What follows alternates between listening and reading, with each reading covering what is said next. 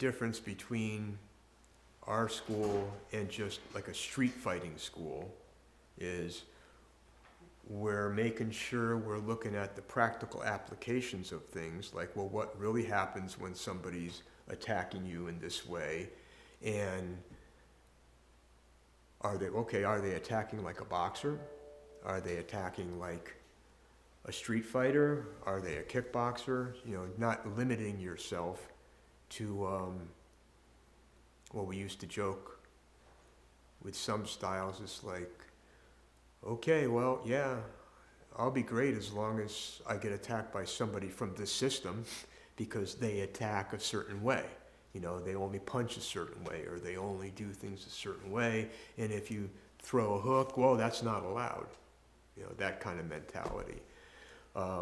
With Hatsumi Sensei, what I loved about him was, you know, they'd be working on, you know, the traditional, quote unquote, the standard stuff, which a lot of that stuff was based on people wearing armor.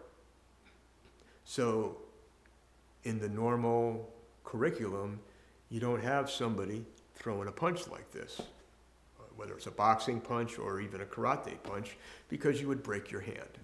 You know, you're not punching somebody in the face, you're punching them on a metal face mask or a helmet, things like that.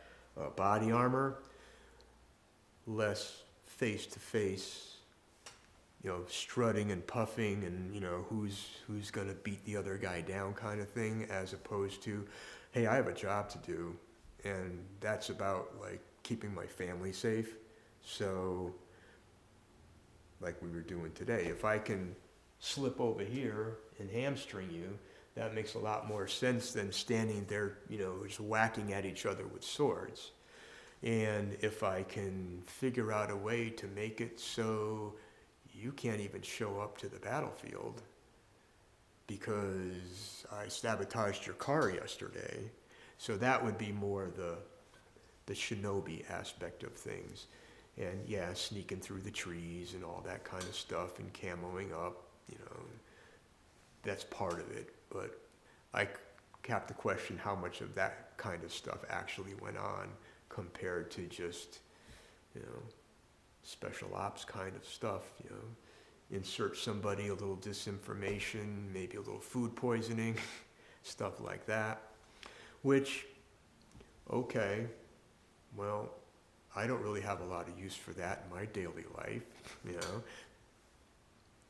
I could think of times I might have wanted to do things like that, but I'm not going to teach people those sorts of things. But to teach people how to look at situations where most people would just stand there and slug it out, where everybody gets hurt and maybe nobody wins, or, well, what's the actual goal? The goal isn't to punch you in the nose. The goal is to keep you away from my kids, or whatever the scenario is. So what's the best way for me to accomplish that?